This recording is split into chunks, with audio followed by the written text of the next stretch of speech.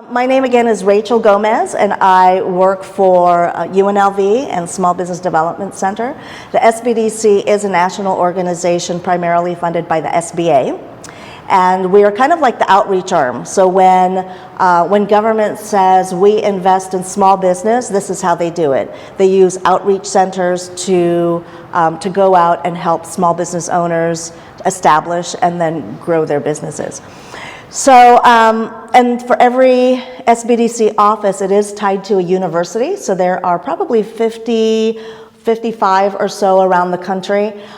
We have two, we're one of the only ones that have two in our state. So one tied to UNR, and then this one tied to UNLV. So one great thing when I talk about innovation essentials, we talk about the fundamentals of business regardless of industry. Obviously, this being Tech Alley, it is a completely different kind of focus in terms of some of those business needs that they have. But also, we get to present the different resources through UNLV and our partnerships to kind of show our investment and our commitment to the business community. That's it. So Nevada SBDC is your first call to start or grow a business. We promote economic development across the state, and again, this is provided all at no cost to you. This is your tax dollars at work. Okay? And we assist at all phases of business. So if you're like, hey Rachel, I have an idea. Can I pass this by you? Is this a real business thing, a feasible thing that I could turn into a business? We do it all the way from that stage to, okay, now you're ready. Let's talk about licensing requirements, getting you registered and getting your entity formed, legally formed. Hi, good morning. Morning. And then we also go into marketing strategies at some points. Like Rachel, I'm established, I'm formed, I've got some revenue coming in, but I really need to figure out how to get more customers. So we help you with marketing strategies. And then obviously, a number of people come to us knowing that we're tied to the SBA, thinking, I need money. So what are my options for funding?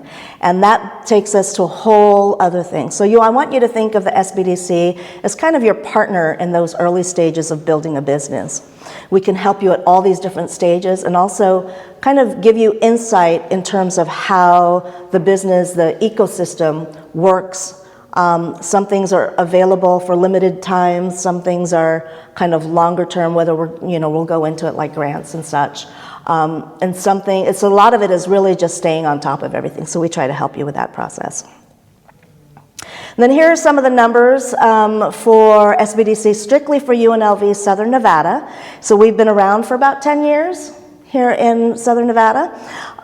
We've served, and this is just based on those that are registered with us, that we kind of cultivate that relationship and help cultivate that business. So over 7,500 new businesses served. New business starts, and I think the number is a lot higher than that, so I kind of like to take a look at it. But how many do we actually help legally form their businesses? Now, oftentimes, if you're interested in starting something, it's like, oh, can you refer me to an attorney, right? We really try to help you with your costs as a startup. We know that it can get really costly, so there are a lot of services, again, that we offer at no cost to you that you don't have to pay an attorney for. At some point, we'll say, oh, you know what, you're dealing now with partnership agreements and commissions for compensation, equity share, things like that, where it gets a little bit more complicated, and we want to make sure that you are legally protected through all of the agreements and documentation. And so then we will help partner you with some of our attorneys, CPAs, that sort of thing. Capital acquired and raised, over 129 million. I think that number is also higher. And then a big part of what we do, which is, as with all other agencies, and that's job creation. So if you start and you're a solopreneur, you're kind of zero when you think about how many jobs have you created. As soon as you form your business and you become your first employee, you're counted as one. You're counted in the ecosystem. Right? As you grow, we like to track that. That's a really big metric for us to say, how well is our small business community thriving? Now, every business advisor has a different specialty. Some come to us, like we offer workshops in construction, we offer workshops in AI, in marketing, healthcare, a lot of different industries. So everybody comes with a different kind of a background. Now we're all generalists in the sense that we can help in all of those areas. So a lot of my background is HR consulting. I have a staffing agency as well. I had that for about 20 years.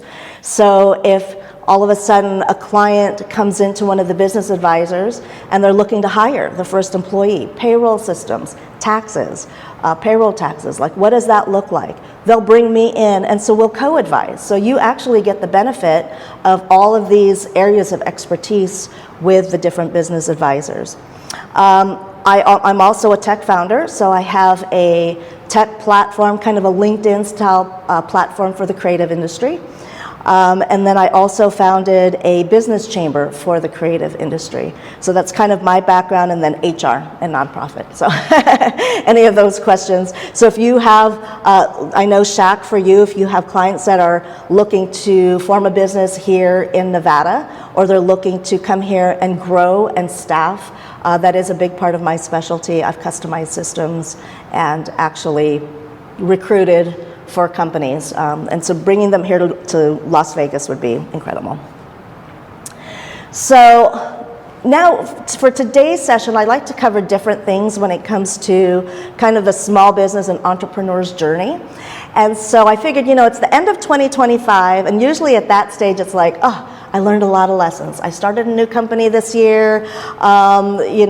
These were the roadblocks that I ran into. So I'd really kind of love to hear from you guys, like what are some of your pain points, or what are you hearing are the main pain points kind of facing you as business owners?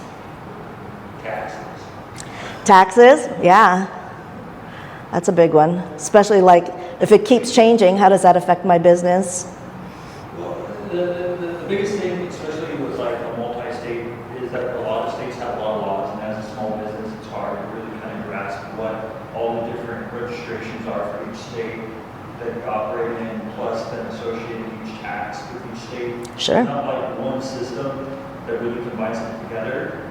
Stripe does make some effort into giving you some automation for kind of coordinating all of the different taxes, but it's like, why does it have to be so difficult? Truckers, they have like a national system that handles all of the taxes combined with like through the transportation agency or whatever. But then for some reason, businesses have to be overly complex as like a small business. There's no like exemptions for startups or anything. That's my opinion. Yeah. So now, are you speaking primarily regarding sales tax, or are you talking about like payroll tax for hiring people? Sales tax. Okay. Payroll tax is a lot easier to deal with because like if you're using ADP, kind of automates it in some ways, and you can hire like some HR contractor for you. But then if you want to hire somebody to go to each and every state and deal with all of that stuff. But that's just like a pain point from like a for-profit. Yeah. And a lot of that really is just in that startup setup mode. A lot of people don't think in those terms. So.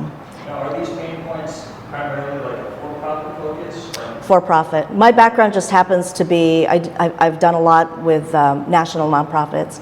So I was director of the state of Nevada for American Heart Association for their youth markets, and then director of talent acquisition for Leukemia and Lymphoma Society, and that was on the national level. So that was more hiring people, so different roles. They have a nonprofit that's physically sponsored by the Foundation in New York, and trying to get it established, a nonprofit internet service provider in Nevada, in Las Vegas specifically. And I'm really great at technology items, but I suck at getting the marketing aspect done. It's like, so if someone was to go to UNLV, do you guys help nonprofits, or is it only for-profit? We do both. Primarily it's for-profit, but if you have a for-profit business and a nonprofit, or one acts as a foundation, to your other business, those are certainly areas that we can help you with. You know, there's nonprofits are still businesses. They're still corporations in essence, right? There's a lot more reporting required for that, and you have to fall within the guidelines of how you generate revenue. It has to be tied to your mission, or you can lose your nonprofit status, right? So there's still things like that, and you're still dealing with business plans, or or writing for grants, submitting for grants, those sort of things, and we can still help you with all of that, and financials and everything. So, and at the end, you'll have my contact information. Any other pain points? Or what are you hearing about from our clients and such? Mm-hmm. People are uncertain and fearful right now with the economic conditions, so there's just a lot of, what would be the word, stagnation, I guess. People that want to do something, but at the moment are fearful. Yeah. Yeah, and that's a totally legit one. So somebody asked me earlier today, like, is there a certain cycle, is there a certain season when people are looking, when we start to get busy, when people are looking to start their businesses? And oftentimes it's that first quarter, good morning, that first quarter of the year where it's like, my goal for 2026 is I'm going to launch my business, right? So we get a lot of those calls. But then at some point when the reality hits, like, how are you going to fund your business? What's your actual revenue model, right? Then as we start digging in, then a lot of that fear comes in, right? And it's like, maybe I'm not quite ready. And so we help with that process to see how ready you are. Because the last thing we want is for somebody to be really excited and ready to quit their W-2 job to start a brand new business when funding is really tight, right? When it's hard to get business loans. And so this really is about, let us help you at those early stages.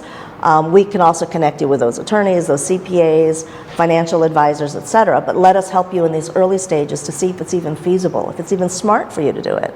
And maybe we do it as a long-term phased approach as opposed to, yes, let's go ahead and submit for a business loan on Monday.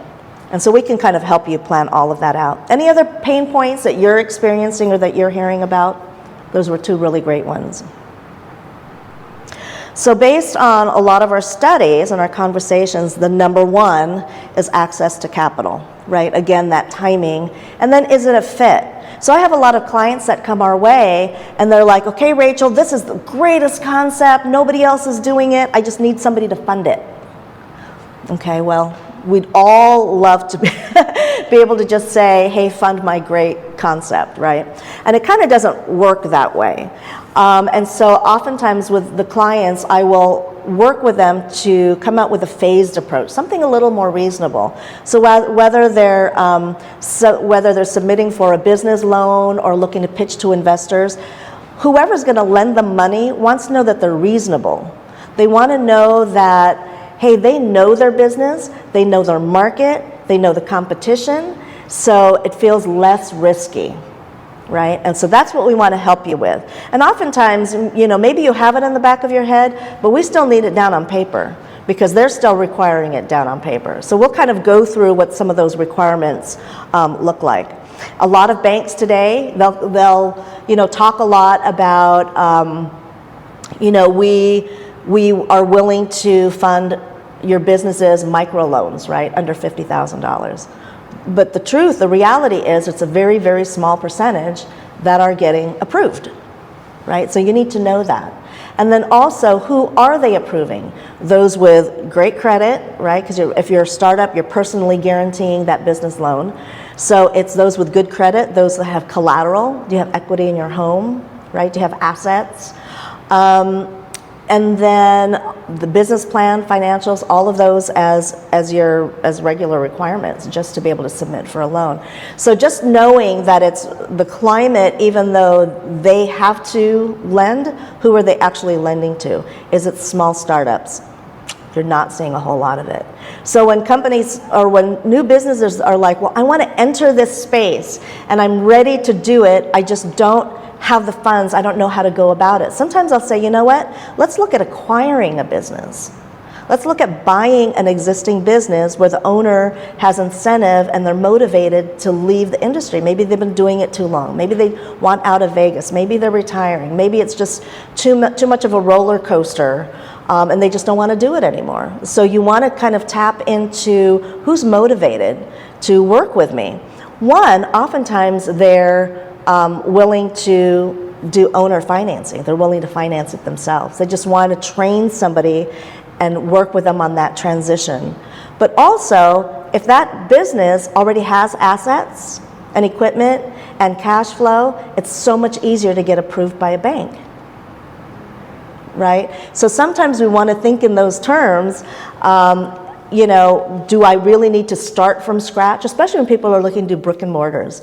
If they're looking to do a restaurant or a little coffee shop, like, do you really need to start it from scratch? Is your theme, right, to have it function in this way more important than just starting and opening?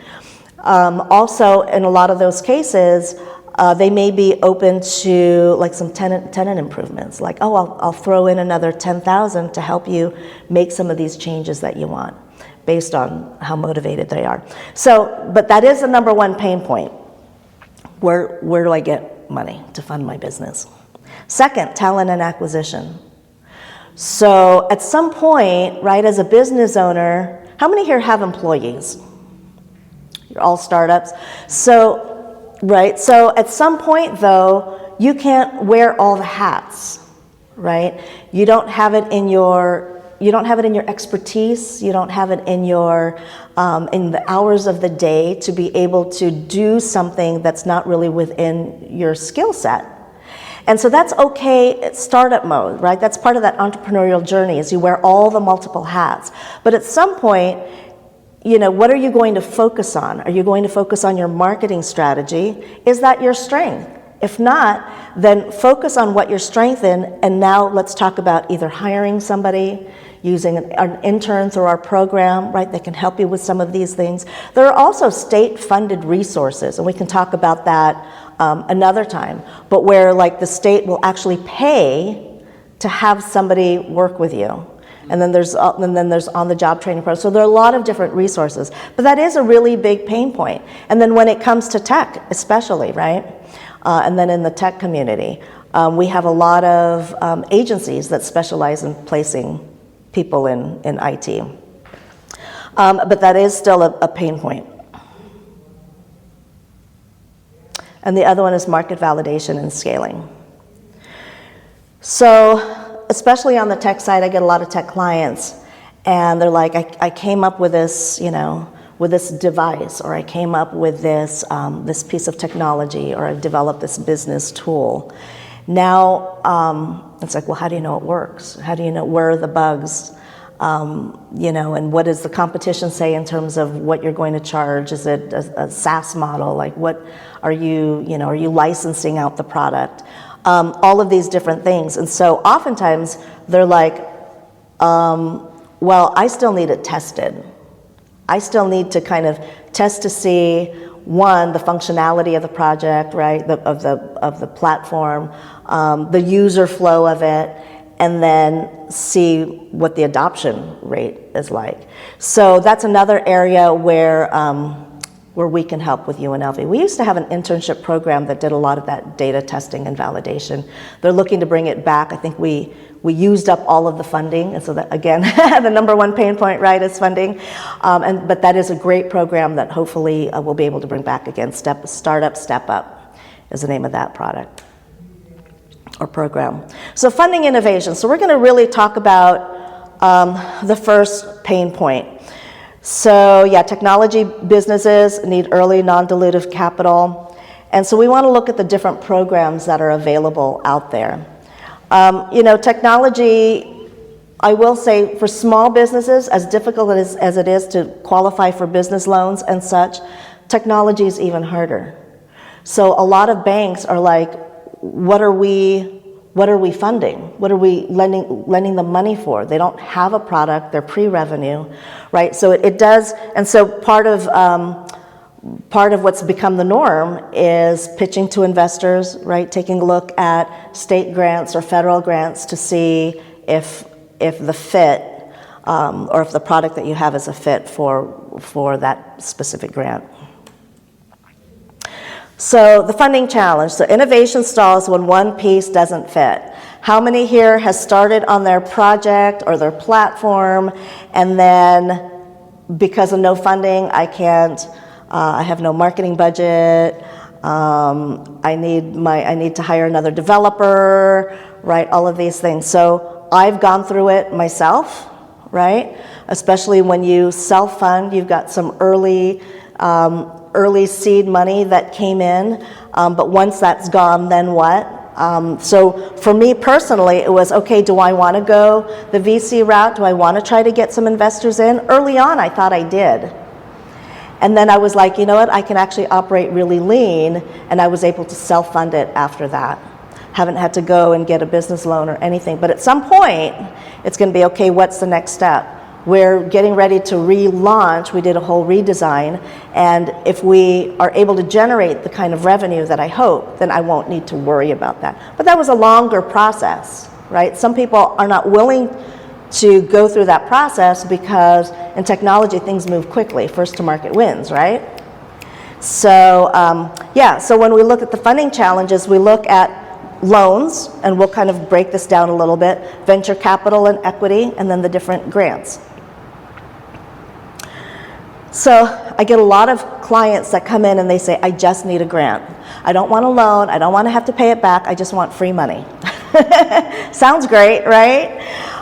So I try to stay on top of, for my clients, I try to send out every couple of months a list of the active grants.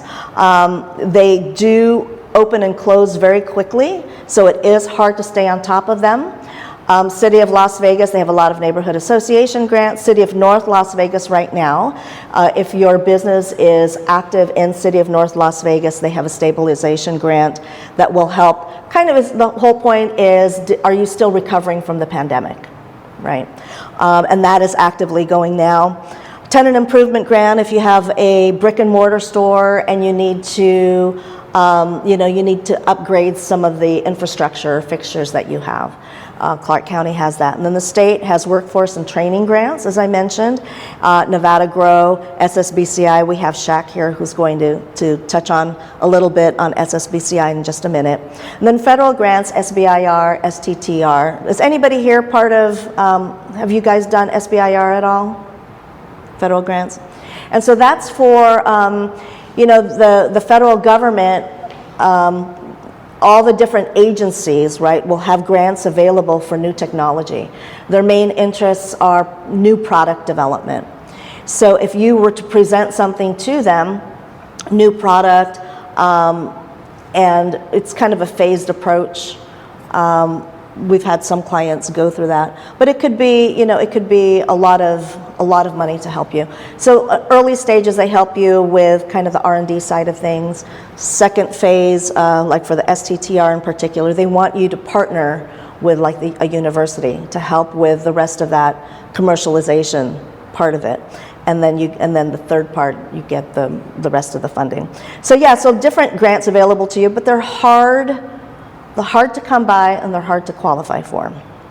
But it could still be worth it if the fit is right.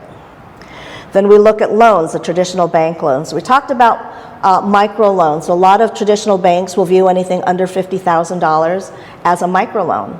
And if you have decent enough credit, right, you've got some collateral. Sometimes you don't even need collateral. If you've been operating your business, a bank will be like, you know what, we can approve you just based on the minimum stuff. And even though it's a personal loan, it could be you open it up as a business loan and then you personally guarantee it. So the whole point of when it comes to like these bank loans is a lot of people don't want to have those loans to have to pay off, but if you can run it through the business, now all of a sudden you're developing business credit history, right? You know that as a real estate broker, as that credit history is really important. So it's even more important for your business to have that. So even if they start you with a $5,000 credit card under your business, use it, pay it off. Now you're building credit history with that company for when you need it. It could be in the form of a business loan, a line of credit, etc. Non-traditional loans. So we've got community development funds, which are a little bit more lenient than banks, right? And the whole point of the CDFIs is really they want to invest in the businesses that are going to make a difference or make an impact in that community. So they tend to fund things a little bit less traditional than like a brick and mortar. And then SSBCI, that's a program funded by the state or funded by Department of Treasury, and then how would you say it? It's distributed and allocated and managed through the state levels. And then here in the tech space, is anybody here pitching to investors right now? I like watching the different ones that go on. It's just interesting to see how different people pitch their product. Yeah. So it is really interesting, right? And we have a lot of pitch competitions. And so, part of this discernment is really what fits what we're looking for. It's great from an educational standpoint. It's great to get that insight to see who's doing what. Are people actually funding these things? What type of projects are they funding? From that perspective, it's great. Who's actually getting it? How much are they getting it? And at what cost? Right? So sometimes the pitch competitions, like there's an AI pitch competition where you're earning, or the award is like $30,000, not in cash, but in AWS services, right? So is that helpful to you? You've got Startup NV, which is probably one of our bigger ones, and they'll do technical assistance. They'll do the workshops to help you create the pitch decks, really understand your market, and that sort of thing. And then when you're pitching at the end, how many people actually win and what are the size of the prizes? So if it's 10,000, 25,000. If a big one is at 150 or 250, it's in exchange for what? Oftentimes it's 10%, 12% equity share? That's really high for that small amount of money. But these do exist, and so it is a matter of you understanding your business and what you need at that next phase. Oftentimes, especially even if you're not doing these pitch competitions, we will help you do those pitch decks. But a big part of it is whether you're pitching to investors, to just a private, just a private investor, or a bank. I mean, they want to know, what are you going to do with the funds? They want to know that you have all of that really understood at that granular level. I have clients that are like, well, I could probably do it for $250,000, but I want 1.5 million for all the variables. Well, what are the variables? Well, just in case I need, and it's like, well, nobody's going to bank that, right? Nobody's going to lend you money based on that. If you say, this is what I need to be able to complete my project, and the cost is going to be 1.5 million, this is the allocation of the funds, and I'm going to begin with phase 1, which is going to start at 250. That's a different conversation, right? So are you talking like for this list here, this is like your pre-seed, pre-series A type stuff? Well, for a lot of the pitch competitions, yes. Now, when we're dealing with Battleborn Ventures, they want you post-revenue. So that's like a Series A that they're looking for? So Shaq is going to speak. Yeah, so Shaq, do you want to come up and talk to that a little bit? It's actually perfect timing. That's it's with the state. So, come on the mic. Oh gosh. Yeah. So with Battleborn Ventures, it is a statewide program. It's actually through a nonprofit entity. It's called Battleborn Growth Accelerator. So it's not just on the venture capital equity side, but we also do the credit side with microloans.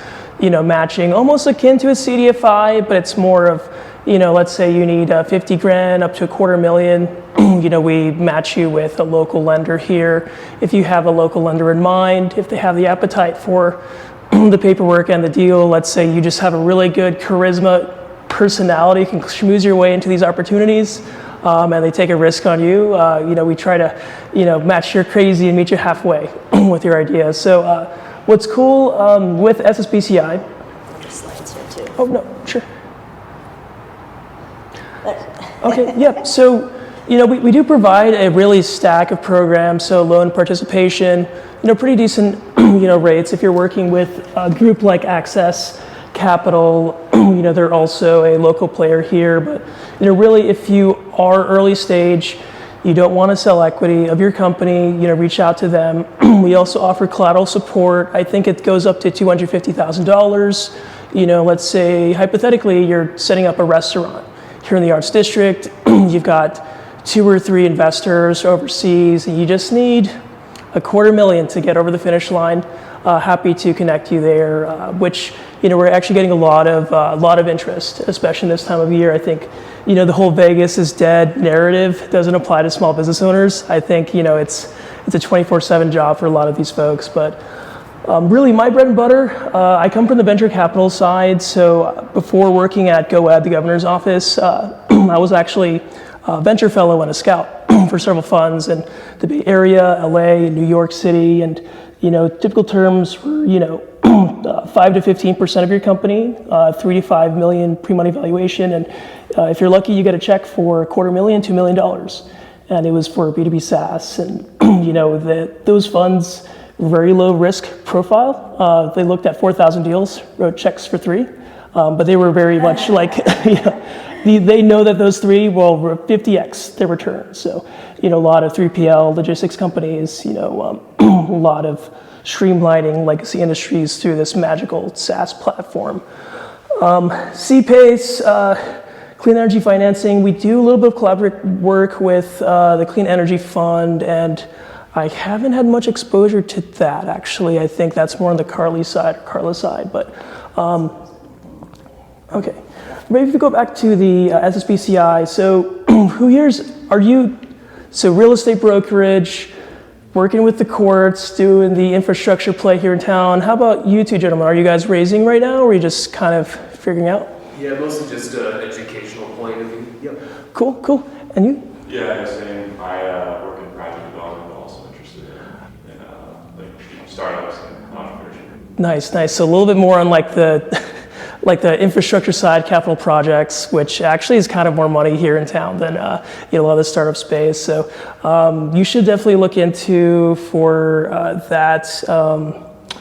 What is it? The business and industry uses new market tax credits to support some funds, as well as they have industrial development revenue bonds, which if you guys are looking for that source, it takes $2 million, you spin up a bond that's sponsored by the Nevada Department of Business and Industry, and you can sell that on Wall Street. Let's say you're trying to build a manufacturing, hub in North Las Vegas, and the sticker price is $30 million. You could probably sell some of those bonds on Wall Street if you have a banker, who's sponsoring that. So are they pre-financing the bond and then you're responsible for them marketing it, or is it you're selling it then to like Fidelity or whoever to then? So the operator would then sell the bonds. So like the state essentially uses this. So there's a new market tax credit, which we can go into more detail in a follow-up, and I can connect you with a gentleman there. But essentially, these bonds are underwritten by the state of Nevada, so they're tax exempt. So probably a few percentage points less, probably 100 basis points lower than what you would see. But we're seeing them used, and I think there's $420 million in Southern Nevada allocated for that. So they have capacity to underwrite, all of those, and it goes into attainable housing, affordable housing for real estate. So if you're looking at, trying to do a project with a nonprofit, servicing some underserved population of the community, and you want to work with the city of Las Vegas, Clark County, to get that over the finish line. I think that's the use cases there, but I think I only saw one presentation about it, so just wanted to pitch that out there just to get that acronym, IDRBs. But on the venture capital side, I think on here, if you guys are out, oh wait, am I going the right way? Oh gosh, I think I broke it. So so my bread and butter is actually in the small business and tech ecosystem. So, if you see someone or know someone who's closing their friends and family round, let's say they, have deep ties to all the country clubs, Dragon Ridge, Spanish Ridge, or like the Sterling Club, and they have people committing $50,000, $100,000 into your crazy venture backable idea, and somehow you make it work and you're getting your first customers, and now this thing is actually on fire, and like, holy smokes, we need to bring a boat, we need to raise a $250,000, $500,000 round, maybe 2 million. That's where Battleborn really kicks in. So if you have an institutional, like a family office, let's say Tony Hsieh's foundation or a family office entity with a track record says, Jacob, I really like your idea, let's run with it, I like the vibe, here's $10 million. The state can match up to 500 the first round, and then 1 million in the lifetime of the company. So we wrote 33 deals last year, and we just stopped off for 38 million 5. So yeah, hopefully funding will stay there too. Do they normally want you to have like your structure done ahead of time before going in? Or let's say I have a sole proprietorship and I go in with revenue, are they expecting me to already have like some structure besides a sole proprietorship setup? Yeah, so basically, so for Battleborn, it's a C Corp into equity-based deals, so like safe notes, if you follow like Y Combinator, it's convertible debt. Andrew, how's it going? We went through Battleborn and we did set up a C Corp, but it also said C Corp or S Corp. Is that not the case? Does it have to be C Corp? C Corp is preferred. I think we could make it work, but it's really, we're just prepping the deal for Treasury to approve. So sometimes we get all of our T's, dot our I's, we pitch it up to the US Treasury and they're like, no, you're 5-person SPV with like this defensive linebacker from the Raiders and his buddy from, the Miami Dolphins. I don't think it's gonna go through, so like we do our best to try to get that money from the Treasury here to the state of Nevada to deploy so that y'all can create jobs. So really like, I up my chain of commands, Governor Lombardo, and his North Star KPI is we want jobs here in Nevada. So, all this deployment of capital, really that's the North Star. So yeah, C Corp's preferred, S Corp, I think. So I'd have to basically go through the legal transfer And that's what we can help you with. That's a lot of what we do. But then you have to then build up the revenue again from scratch? Or do they usually bring in the sole proprietorship into the new? I'll contact you guys. Yeah, sure. Yeah. Because I like sole proprietorships because it's, for me, I just like to keep all my taxes very simple. You're basically For sure. just converting your entity, the type of entity that you have. And one important caveat to this, right, with Battleborn Venture, it's the deal size is a minimum $200,000 for the matching for like a 3 to 5 million valuation, but you also need to be post-revenue, so we're not like the Bay Area, so we're not just like boiler room hype, right, trying to turn a $100,000 valuation to $1 billion. Like we actually want profitable, tangible companies that are creating revenue, creating jobs. But we also need a lead investor with a professional background. So going back to like the Miami Dolphins gentleman, we do need a lead investor like a A16Z or a Draper or 1864 or Angel Envy in the round. So, sir. There you say 200,000 to 20 million. Now, when we went through, it was 2023, they specified they couldn't invest into any company that was more than a $20 million valuation pre-money. So they weren't investing $20 million. Correct. But, $20 million pre-money, but is that the same thing you got up on there? What I'm saying? Exactly. So the check sizes themselves, first round, $500,000 max with some caveats. I think Autry with Michael DeLuca, he does the TikTok meets Expedia experience. I think we co-invested with Jeff Saling's fund, $750. But as long as the valuation is, capped at 20 million for that current round. So. What about follow-on rounds? I know they were able to do more. 1 million for the lifetime of the company. So 1 million investment period for the lifetime. Period. So 500, and that's about it. The next round's higher than 20 million. I think there's appetite for it. Yeah. So I think there's a likelihood we might have to do with some of these portcos. So I won't speak for for investment committee, but I think we have a strong appetite for this year for. You're on Battleborn? I'm on the SSBCI side with GoEd, so we just hear a lot about what types of deals are sourcing. So they're pretty, the key mandates, post revenue, deal size. I think anything that gets flagged by like the ATF, like we can't do cannabis. I think real estate deals, that's also a big thing too. So it is U.S. Treasury, but I think we are. This is a personal check. We're hoping that this fund would last us the whole 2-year, 24-month period.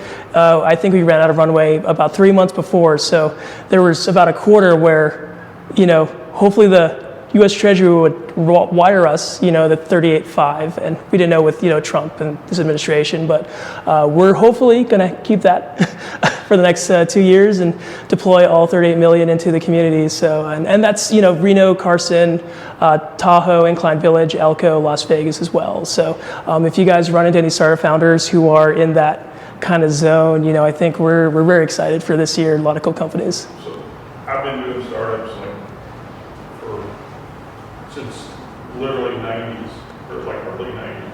And I will say that the process that Battleborn had was simple and straight. We got to the point, even though they drug off with me. It was supposed to be, they do. Sometimes it's 90 days, sometimes a little longer. But Bill Ark, who's no longer here, he invited me to come to Nevada. Nevada, with a plus sign. Yeah. I'm getting there, Nevada. And he said, once you get here, then we can invest in you, but we can't use this money to lure you away and bring you here. What are you doing? Well, which is true. I mean, that's why we have the tax abatements. Go ahead. He said, you show up, you incorporate over here, you send the paperwork through us, and we'll fast track it. And he did. It was, at that point, it was painless. I thought, I'd roll the dice on it, literally. It came out here with and filed for the new company. That way, if the new company didn't get the funding, that didn't have to run with it. And it was, we started, I guess, in March and got the money in, I want to say May. Nice. Wow. Not bad. Yeah. I think it's gone up to. Jeez, that's still lightning speed in government time. These are still government dollars, so I'm glad. Yeah. Probably like 6 months or something, isn't it? Right, but I mean, that was actually really, it worked. It worked very well. So. Appreciate it. Thank you, sir. It was early May, because I mean, we got to get it out here as soon as that happens. Well, glad to hear. And I think a lot of, so I work in, so GoEd, if you guys are not familiar, it's the state's economic development agency. We collaborate with LVGA and, EDON up north, and we have this program called tax abatements, right? So our job is, we'd fly out to Miami, go to these different conventions and say, hey, I think you'd be a good fit to move here to Nevada. And, sometimes they pitch tax abatements, right? Like, let's say you're a major data center, you get 15% off of all of your taxes on the back end. And that's approved, through LVGA to Governor Lombardo, even the film tax credits, that's through our film office. So when it comes to incentives and all of that, we do have a stack there. But this I'm glad it helped you get here, but, we're trying to deploy as much as we can to local Nevada. We got here, we became local Nevada, and then we got the funding. True. So it worked really well, and it is a good program. So once I saw you had that up on the screen, I decided to step. Appreciate it. And and if you do have any clients, or come through who are, big Silicon Valley investors, and they're, asking about Nevada, and let's say maybe you're closing a, CRE deal, and they want to build, maybe buy the fries there, down the street by the airport, pitch them to me, myself, and Rachel, and happy to, be on part of the call. So, I mean, you are an entrepreneur in Nevada, so, if it helps you to hop on a call, maybe grab coffee, hopefully you can bring some people here. So, right, I guess that's all I have. Perfect, thank you. So just really quickly to wrap this part up, it really depends on what stage you're at, right? So if you are post-revenue, that's a great program to look at. The majority here, when you look at the growth of Las Vegas, these are a lot of startups. So when you look at some of these pitch competitions, Oftentimes they go just so that they can be seen, so they can start talking about their product, right, or their platform. And so a lot of that, so there's a lot available, and so we can help you with that, but also just Google it, just kind of do your homework and all of that stuff. But I did want to go through this really quickly before we continued on to UNLV resources. And that is, regardless of what you're looking for funding, right? Whether it's a business loan, traditional, non-traditional, whether you're looking to submit for SSBCI, these are kind of the basics. So when you start working with us, or any sort of a business advisor, they're going to start talking about a business plan. In Silicon Valley, they don't care about business plans. A lot of the tech world, they're like, you guys still do that? And it's like, yeah, we do. One, we're more conservative here than Silicon Valley, right? Are a little more adverse to risk. But also, we like to use it as advisors and consultants. We like to use it as your roadmap. So we want to be able, right, it's our way of helping you stay accountable to what you're doing. And then it's meant to be updated, and when there are pivots and stuff, then we can make changes to it, but they're still very important. And then here is also where it's important, because your bankers, your lenders, they all require that as the first piece of document. Business registration, when you're talking about, is a solo entrepreneur, sole proprietor. Basically, they view sole proprietors as them and your business as one and the same. So as soon as you form an LLC, they view you as separately, right? But you should also consider it, because then you're also taking the liability away from you personally, and everything's going to go to the business. So when they say, when Battleborn says they don't accept LLCs, they will only take corporations, that's because there's the equity share piece. And so that has to be tied to the corporation. An S Corp is really a tax classification. So I don't know if that actually factors in from the lending or from their side of things, since it's really more for taxes. And it's really for under 100 employees, but you're still a corporation, just taxed as an S Corp. But then we help with everything else, local business licenses, and then depending on your industry, if you need additional permits. Another requirement, right, are those financial statements.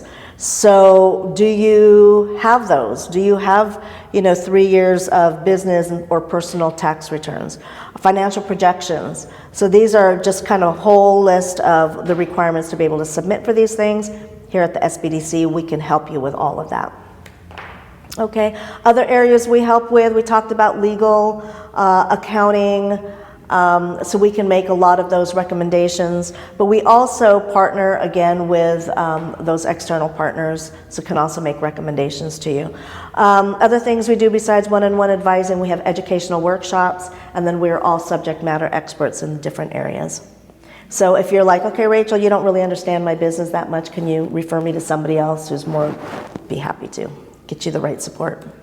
And so the next, I wanted to introduce Renee Zhang. So she's with us at UNLV SBDC, and she manages our internship program. So that's actually a great program that we have available to all of our clients.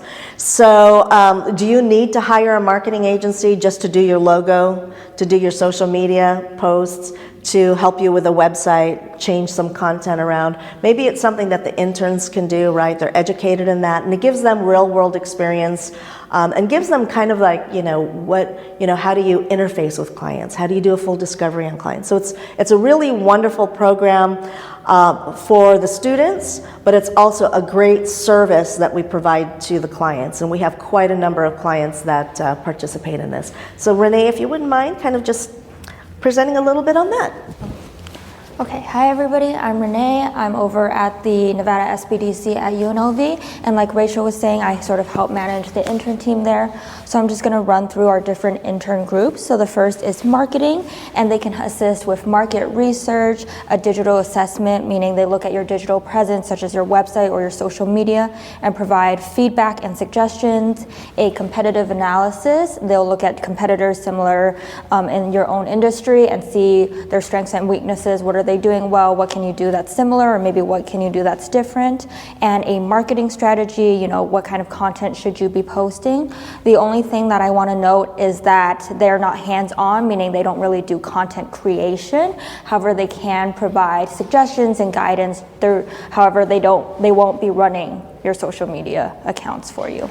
And then the next group is our web development interns, and like the name suggests, they sort of help you whether you want to start and create a new website, whether you want to edit your existing websites, and this is typically on platforms such as Wix and WordPress. And then the last group is our construction interns, and they help out with our construction workshops. So that's 4 times a year. There's 1.0 for starting in the construction industry, and then there is 2.0 for existing construction businesses, and they sort of just help plan those workshops, and they can also help out with the licensing and research for the Nevada Contractors Board. Right, and this is another one of our programs here, UNLV Rebel Forge, and I actually started out as an intern for this program. So I like to call it a mini SBDC, where students at UNLV do the same thing that SBDC does, the one-on-one advising and counseling. However, this is specific for UNLV students only. So only students can be a client for this program. Another resource is our Blackfire Makerspace, and this is located in the same office as the Nevada SBDC at Blackfire Innovation. So they can help construct prototypes, they can produce branding and marketing materials such as business cards, flyers. There are project consultations, and this is another resource available for SBDC clients. So if you're looking for some help on creating some marketing materials, this is a great resource. And if it helps, we do provide a discount for SBDC clients. Okay, so the general process when you sign up as an SBDC client is you'll be doing your initial meeting, advising session with your SBDC primary advisor. And after that discussion, they'll sort of figure out what you need, if there's anything that our interns can help out with, and then they'll be connecting you to me, and then I will connect you with our intern. Does anyone have any questions? Is there a cost to be part of this, or is it a government thing where it's free to people? Yeah, so all of our intern services are available to SBDC clients, so all you have to do is sign up, and that's at no cost. And a lot of people aren't familiar with the different programs we have, and it's wonderful that it is your tax dollars at work, right? So it's all provided at no cost. And again, this gives real world experience to our interns. They're very, very talented. I'm working with a few of them right now with my clients, and they have the education and the know-how to do it, but then when you kind of tie in client needs, that's a whole other aspect to be able to teach them. And that's really wonderful. And so for you as clients, again, it really takes care of, what do you need, especially at those early stages. Do you need a logo? Do you need your website developed? Do you need some marketing materials? Have you decided, oh, you know what, Rachel, I'm going to start, networking the heck out of this stuff, and really getting out there and making some connections and talking about my product or my platform. What are you handing people? You can use a digital card, great. A lot of people still want the old-fashioned business cards, a trifold brochure, depending on your industry, right? So we can help you with those areas. We're not quite set up. I think we are minus a person in the makerspace, but when we are fully staffed, we are also capable of doing large format printing, so banners and what are those things that you pull up? Those kind of banners, yeah. Whatever those are called. But we're able to do quite a bit. So thank you, Renee. During the intern process, I know my day job is with the Nevada Supreme Court in our IT division. We have used some interns from other departments at UNLV for our clerks and stuff. Yeah.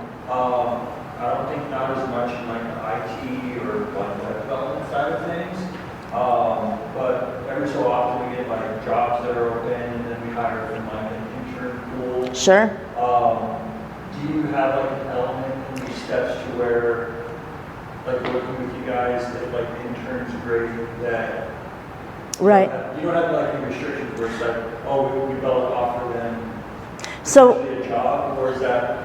So two different things. So this internship program works with SBDC clients, but that other program that I was talking about, the Step Up Startup program, we're waiting to see if we can get some more funding for that. But that was basically it. We were using the computer science, engineering departments, and then they added Lee Business School as well. So if we presented clients that were like, hey, they need assistance in, evaluation for their business, we could tie them into the interns in that specific department.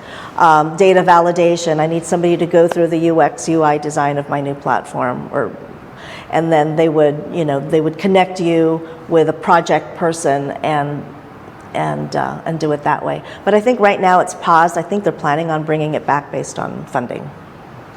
And that's different funding. But let's say we wanted some interns for our IT help desk.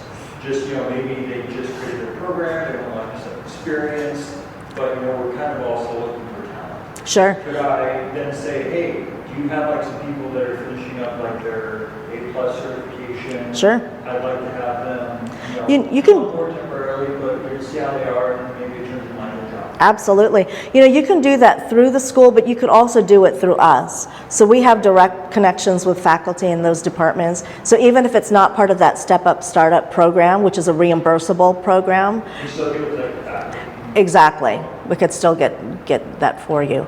But yeah, that Step Up Startup program is a reimbursable program. So if you decided, hey, I need, 3 different computer science, engineering students to come and help me finish my project, I'm willing to pay them. I think it's a minimum of $18 an hour. Then the program reimburses you back. I think it's 90%. So for startups, and that's kind of how that state employee NV workforce development program works as well. So if you're at that stage where you're like, I could really use some help. I'm not a marketing person. Even for my platform, I like to think that I am, and I start posting stuff, creating content, and then my marketing team is like, no, stop. We don't want you doing that. But we're short-handed, right, on staff, and so I've actually utilized employee NV services and probably brought 10 interns through that program where the state pays for them directly. It's not even reimbursable. So are these interns only for web development, or do they do front end, back end, app development? They'll do pretty much all of it. I mean, it really is. It's kind of like, if you apply on Indeed, it's a timing thing in terms of the jobs available, in terms of who's in the talent pool. But they have a large database. If you're looking at the state program, they have quite a large database, and I could help you make the connections with those people, and they basically would approve you as a site, as a company site, and then you would give them the job descriptions just like any other hiring manager, and they will match it up with their database and with their pool of people, and they've done a great job. I even was like, okay, I need a junior web developer just to help me with some of these, lack of time, blah, blah, blah, and be my liaison to my developer. And sent me somebody, and I thought, oh, wait, okay, you know what, now I don't have time to even look at the resume. And then she just kept coming back, I really think this is who you need. Can you just interview this person? Interviewed them, and I was like, perfect. This person was actually perfect for me, so I ended up hiring them through the program. So the program doesn't exist, or doesn't have funding right now? So the 2 programs, so one is the Step Up Startup through UNLV, using UNLV students strictly for the internship program. Then the Employee NV one is the state-funded program, and so they call them interns, but they're not necessarily student interns, they're just youth, right? So they could have under 24, and they could have a specific skill set or background, whatever. Or it could just be, I just need an admin coordinator type of a person to help me manage all my different projects, and they can give you that person, and then they process it again using state funds. So there's a lot of resources available to you, and that's why it really makes a difference when you can sit down and have one-on-one sessions with a primary advisor, and we can kind of help navigate you through the whole system and help you create all the documentation and everything else that you might need to get going, to get started. A lot of resources available. So And then there's my contact information, and that QR code actually takes you directly to Nevada SBDC if you want to register as a client. It will ask you for a center site. You would pick UNLV's Research and Tech Park, and then please put my name down under referral description. It will go to the state level, but they will assign you to me directly, if that's who you wish to work with. Okay, any other questions? Thank you so much for coming. I hope you all have a great holiday, and yeah, see you next month. We try to cover different subjects every month, really kind of as business essentials, right? What is our small business community and and our tech community, startup tech community, really looking for regarding information to help them build their businesses. So let me know if there's a particular topic that you'd like covered. I can cover it, or I can bring in guest speakers as well to help provide additional information. Okay, thank you.